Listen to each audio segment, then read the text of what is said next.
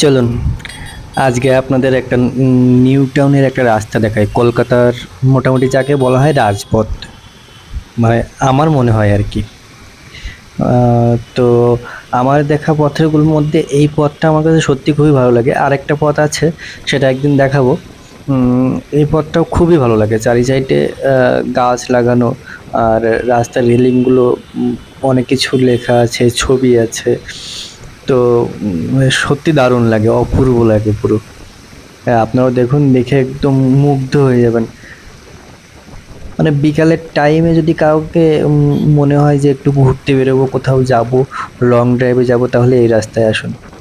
তাহলে আপনারা সেই ফিল পাবেন পুরো। লং ড্রাইভের জন্য দারুণ রাস্তা।